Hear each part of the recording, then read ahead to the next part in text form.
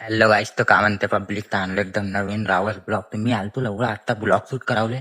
लवडा इकडे पुरे डुकरीचा पुरा झुंड दिसला. ते बी डुकरी बी साधे असे गावामध्ये फिरतात तेवढे डुकरी रान डुकरी गेले लवडा येतून तोंडाजवळून पूर्ण असे दातात. लवडा त्याला पाहून सांगले गाण फाटून राहिले, कारण की आमच्या गावामध्ये एक केस झाला होता त्या बिचामध्ये. डुकरीचा झुंड म्हणजे शिरा चारवले एक माणूस जात होता, त्याने गाण फाडून टाकला होती त्याला डुकरीचा झुंड. काहून की रानडुकरीले त्याला हलक्यात नाही घेवा, एवढं बहुत खराब डुकरी राहतात ते. आम्हाला दिसला ह्यावल्या साईडले, जो की आम्हाला जावाच्या ह्याच रस्त्यानं, काहून की दुसरा इकडनं कोणत्याही जागेवरून रस्ता जाय नाही. काहून की आम्ही पैदल राहतून तर जाऊ शकतो, पण मागे आहे आमच्या जवळ गाडी. तर एवढं जावाची वांदे आहेत का जाऊन कुठून आता, काहून की पुन्हा डुकरी आहे त्याला तिकडनं गेलो ना, तर डुकरीला माहीत चालला का आम्ही येऊन राहिले म्हणून पुरा झुंडच्या झुंडाला एवढा काही झाड भगावल्या जागा नाही राहत. तर अशी बात आहे. तुला ब्लॉग व्हिडिओ पुरा पाहिलं, व्हिडिओला लाईक करा. मग आमची कुठची गाण फाटून राहिली तिकडनं जावाले, आता सोचून राहिले साला जाऊन कुठून म्हणून.